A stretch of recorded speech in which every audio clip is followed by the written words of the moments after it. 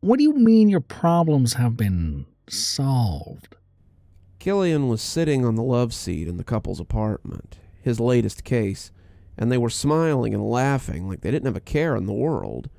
Mr. and Mrs. Davies, a recently deceased couple that had contacted the agency after their home of 50 years was finally being inhabited by someone they couldn't scare off. House flippers. These New Age renovation junkies were worse than cockroaches most of the time, and Killian had seen an increase in them over the years, thanks to home decor channels. Now, however, it seemed that they had managed to get them out, all by themselves. It was Mr. Bolzarius, the woman supplied. The name was so unique that I guess it just kind of stuck with me, but he was very helpful. It was the weirdest thing, Mr. Davies said. A couple of days ago, we got a knock on the door, and there he was. Tall guy in a red jumpsuit with red hair and a card that said he was an organic exorcist. He told us that he would get rid of them, and all for a small fee. Uh-huh. And what sort of fee was that? Ghosts didn't, as a rule, have money, so Killian was a little interested in how payment had changed hands. The only real exchange that ghosts went through was when one of them was absorbed by the other. It wasn't something that happened often, thank God, and it was placed into that realm of poltergeist behavior so extreme that it was tantamount to murder. He traded his services for some of our soul. She sounded as nonplussed as if she had just admitted to trading her garbage for something. I'm sorry, what? Killian had nearly dropped his notebook when she told him. Our souls? The guy said, suddenly looking worried. He said it comes back after a while, so it's not a big deal. Was that not a good trade? We just wanted those people out of our house. Killian tried his best to explain to them that no, the soul did not just grow back after a while. And yes, that it had been a pretty terrible trade. It wouldn't kill them. They couldn't be killed, but it would substantially weaken them. The energy produced by the soul would come back. That was how Killian fired his weapons, but if he fired it too much or used up too much of his soul energy, he would dissipate into nothing, and that, he had been told during orientation, was a fate worse than death. A spirit without a soul was nothing. Your consciousness was attached in a large part to your soul, and without it, you were nothing.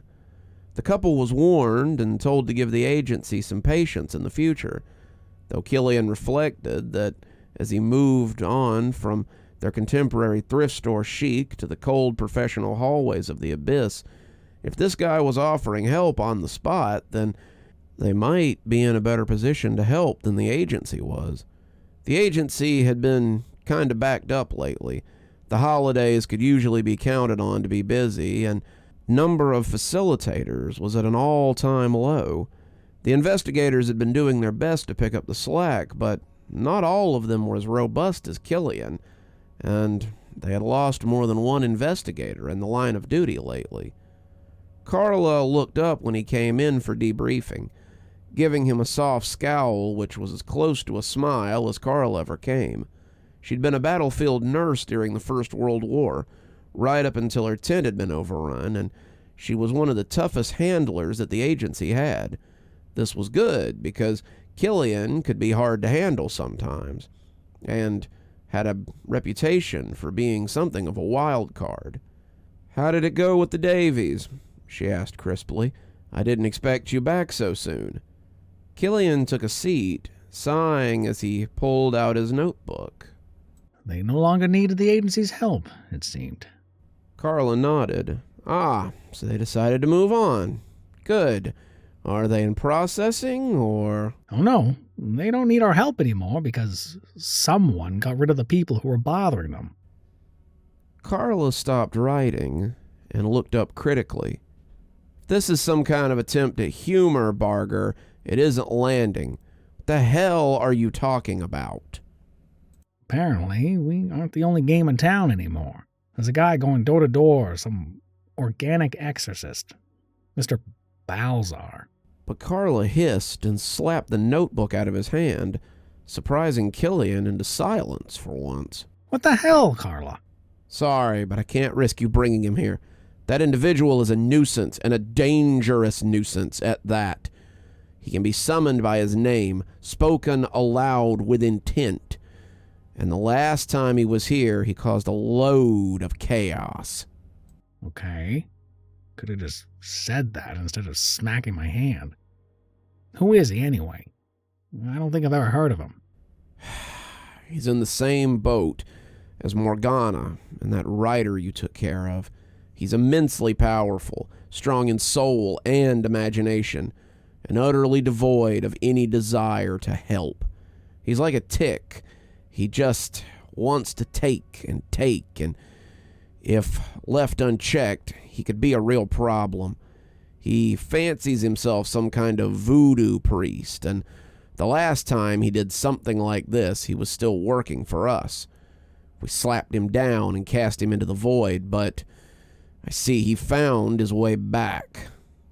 Killian's eyes went wide.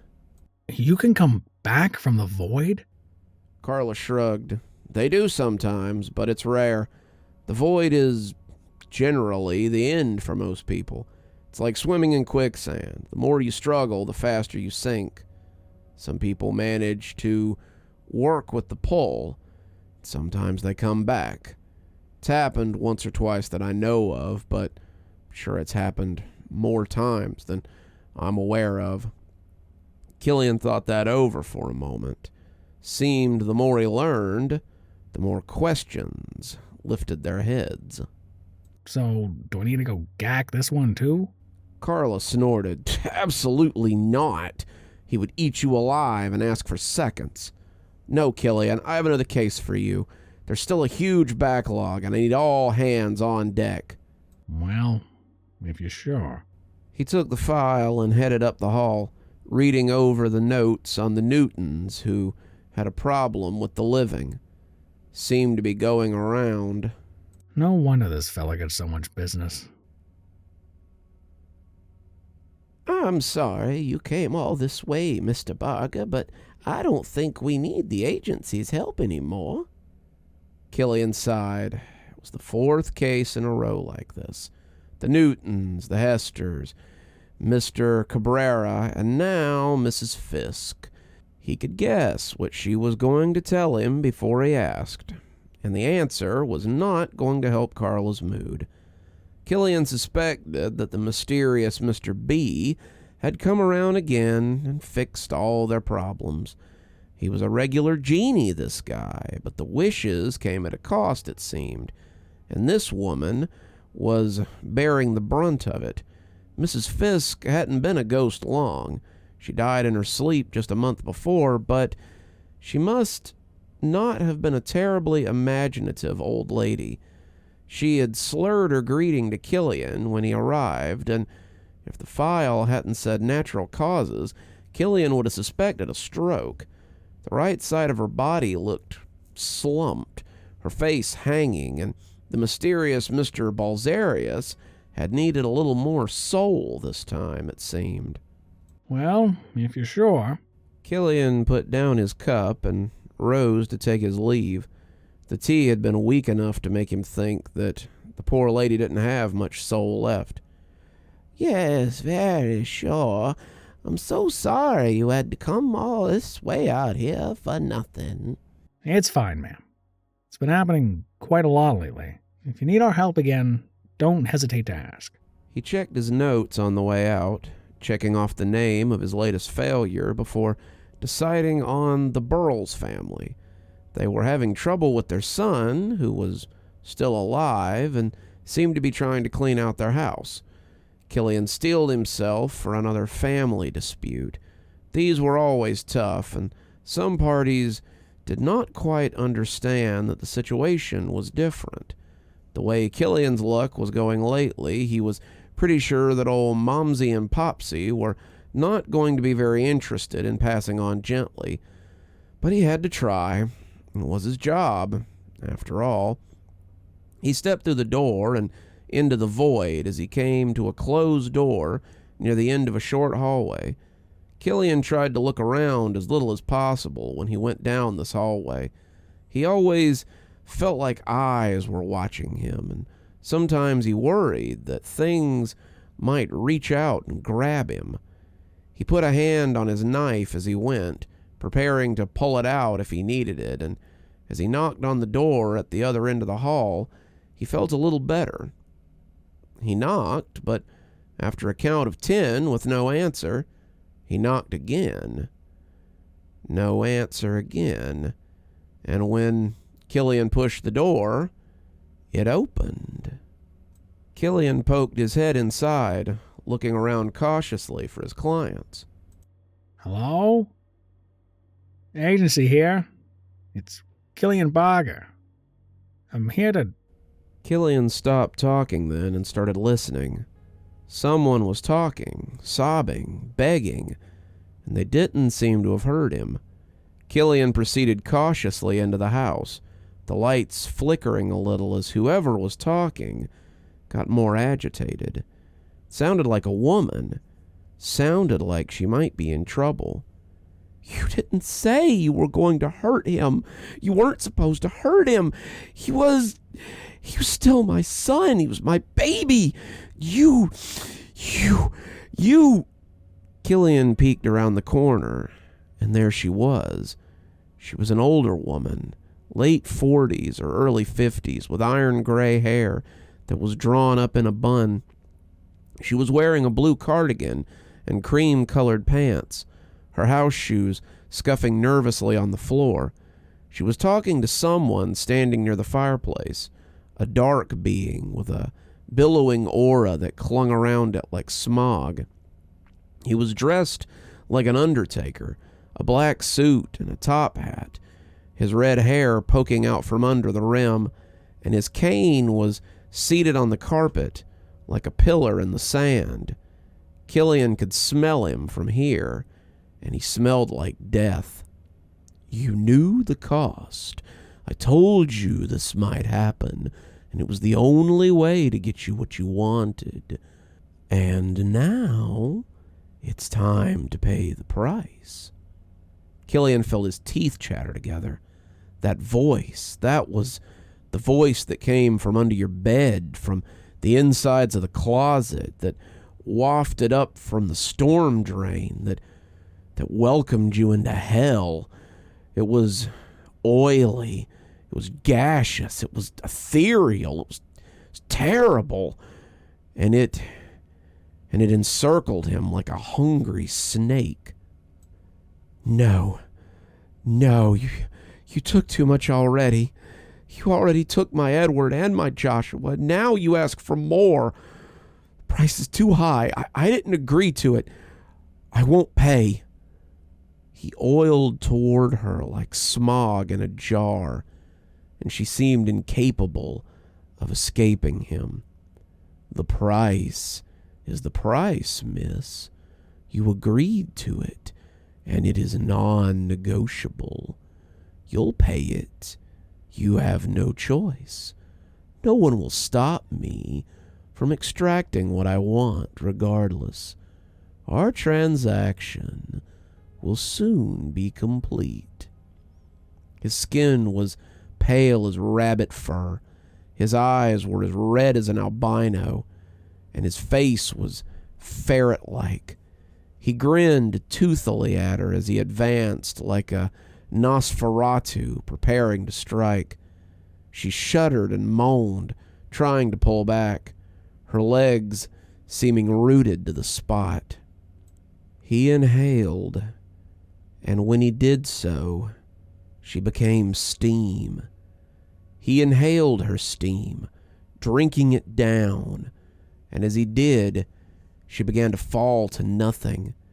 She lost substance. She turned to sand. She wafted away to nothing. And the more he inhaled, the less she became. Killian would think about it later, having seen some strange and terrible things, but he would have difficulty finding words for exactly what he had seen. She dissolved, broke apart under his assault, and when he finished with her, her clothes hit the ground, but there was nothing of her left. Killian's hands were shaking, but as he glanced up, he felt himself grow cold. It was looking at him. Mr. Balzarian was looking at him. "What's this?" he said, his voice sending fresh chills through Killian. "The agency has sent me a little snack. How thoughtful." Killian felt his hands shake as he reached for his gun, coming up in a sloppy, one-handed draw. What was this? Killian had never felt anything like this. This was a fear that he hadn't felt since childhood. He was filled with a dread that was nearly debilitating, and as he squeezed the trigger, he gasped as Mr. Balzarian opened his mouth and swallowed the bullet whole. "Delicious. But I'm ready for the main course." Killian felt a sudden urge to run. He fled for the door, this man who had stood his ground in the face of creatures outside his understanding, and as he hit the door, he could feel it looming over him. The insidious tendrils were reaching for him as he pushed himself through the door and into the suddenly welcoming void. "That's all right," said the oily voice as he kicked the door shut behind him. "We'll meet again. I just know it." Killian fled through the darkness, and when he came shuffling into the entryway of the agency, he fell onto the polished floor and hugged himself tightly. People called his name, shaking him as they tried to bring him around. Killian just shuddered and twisted like a child having a tantrum. He covered his face, trying to block them out, and then he did something he didn't know he could still do. He blacked out. He woke up sometime later on the floor of his office, his head pillowed on the lap of Carla. "You saw him, didn't you?" she asked. Killian tried to find his voice, but he could do little but nod at her. "I told you not to go near him. Mr. B is what we call a level 5 poltergeist." I thought they only went up to level 4. "He is one of the few level 5s we've ever cataloged. He is the most insidious poltergeist we have ever known.